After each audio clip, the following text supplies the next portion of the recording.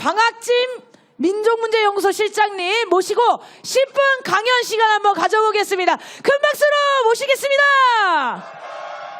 예, 안녕하십니까. 방학진입니다. 10분 안 걸립니다.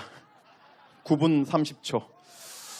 여러분, 초유의 일이 많이 벌어졌는데 윤석열 정권 아래서 일단은 뉴라이트가 독립기념원 된 것도 초유의 일이고, 광복회가 올해 만들어진 지 딱 60년이 된 해거든요. 광복회 생기고 정부 행사 보이콧한 것도 초유의 일이고, 또 3.1절과 광복절은 반드시 대통령이 경축사를 하게 규정이 되어 있거든요. 근데 대통령이 경축사 안 하는 초유의 3.1절이 곧 다가옵니다. 그러면 고민이 돼요.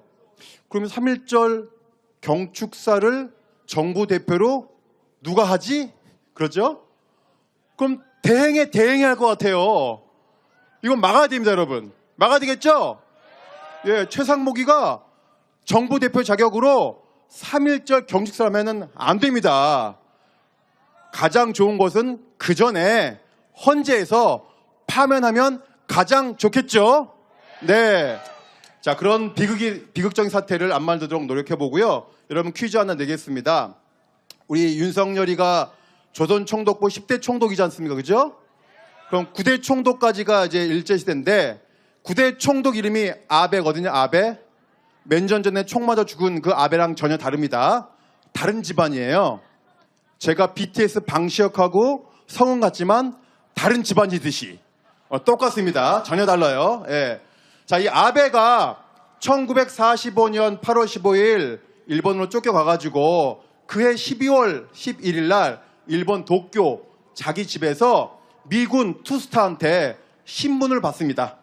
미군이 그래도 예우해 준다고 불러다가 조사하지 않고 아베 전 총독 집에 가서 신문을 해요. 물어봐요. 기록이 다 나와 있는데 간단합니다. 일제시대 어땠냐? 너 무슨 일 했냐? 이렇게 얘기합니다.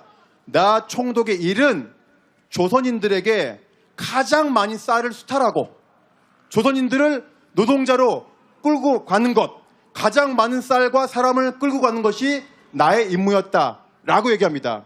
그 과정에서 그러면 누가 가장 협조적이었고 누가 가장 저항하느냐 이렇게 얘기합니다.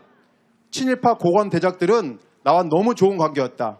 대신에 노동자, 농민, 학생들이 가장 반대해서 조선 총독부가 헌병도 만들고 군대도 동원하고 경찰 늘릴 수밖에 없다는 것은 바로 그 노동자, 농민, 학생들을 막기 위해서다. 이렇게 말합니다.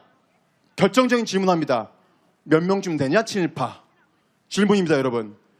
일제강점기 말에 해방된 순간에 남북한 합쳐가지고 조선인 인구가 2,700만 명이에요. 2,700만 명. 서울시 인구의 한 2배쯤 되죠. 서울, 경기 합친 인구쯤 됩니다. 전국 인구가. 아베 얘기합니다. 정확히 몇 퍼센트가 친일파라고 얘기합니다. 이건 넌센스가 아닙니다. 자, 2명만 답변해 주십시오. 자, 몇 퍼센트? 몇 프로가 친일파다? 예? 10%? 바로 정답. 예, 찍었는데 바로 정답. 예. 천공한테 가야 되겠어요. 자, 2,500만 명 인구 중에 10%면은 몇 명인 거예요? 250만 명. 어마어마한 친일파를 만들었다고 그냥 하는 말이 아니라 조선의 마지막 총독이 이야기합니다. 조선에는 일제가 심어놓은 친일파가 250만 명. 그러면 독립운동가 일제에 저항하는 사람 몇 프로냐? 그때도 마찬가지로 10% 정도 얘기합니다. 자, 10대 10의 싸움입니다. 지금도 마찬가지입니다. 단 한 번도 일제강점기와 지금 이 순간까지 10대 10 나머지 80%를 우리 독립운동 세력, 민주주의 세력, 진보로 데려오는 것이 우리의 과제입니다. 맞습니까? 오늘 헌재에서 4대 4 나왔어요. 8대 0을 만들든지 7대 1로 만드는 것. 우리가 몇 달 안 남았는데 춥지만 명절 좀 지나고 우리가 해야 될 일입니다. 맞죠? 그래서 준비한 PPT 빨리 보내드리고 2분 안에 마치겠습니다. 자, PPT 한번 띄워주시고 여러분을 위한 건 아니고 유튜브 보는 시민들을 위한 걸지도 모르겠습니다. 일제는 첫 번째 뭐 했는가? 일장이 내려가고 바로 성적이 올라갔습니다. 긴장한 미 군정이 물어봅니다. 총독부 직원, 고관, 대작들 다 물어보고 8월 15일 전까지는 일본과 미국이 싸웠지만 이제는 성적이 올라갔으니까 누구 도움 받으면 되냐 얘기했죠. 우리가 10% 길러놓은 친일파가 있다. 그 친일파 중에 고르면 된다. 군인, 경찰 쏙쏙들이 다 박혀있다. 그 사람 그대로 일제경찰에서 미군정 경찰로 만들면 된다라고 얘기합니다. 표 또 넘겨보실까요? 네.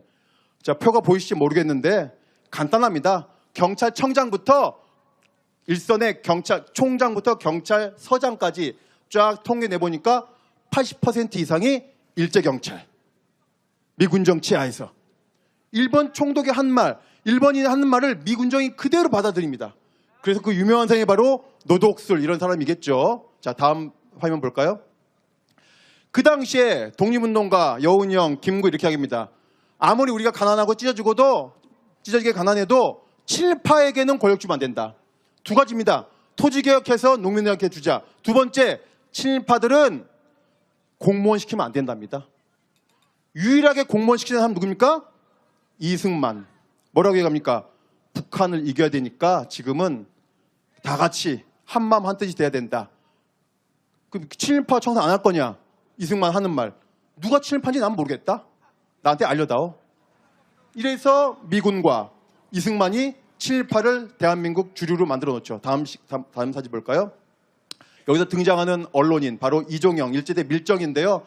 이종영이가 그 말을 듣고 갑자기 신문사를 만듭니다. 대동신문이라고. 이 신문은 찌라시인데 요즘 말하면 그거 유튜브랑 똑같아요. 입만 열면 거짓말입니다. 김구 빨갱이입니다. 그때부터. 김구 빨갱이 간단하게 말하면 이승만에 대해서 토 닮은 빨갱이입니다. 그래서 많은 독립운동가들이 암살당하게 되죠. 다음 사진이요. 다음 사진 보겠습니다. 바로 이종영입니다. 이종영.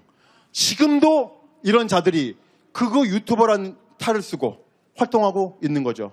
다음 사진이요. 자, 여러분, 대한민국 경찰의 날이 10월 21일이에요. 왜?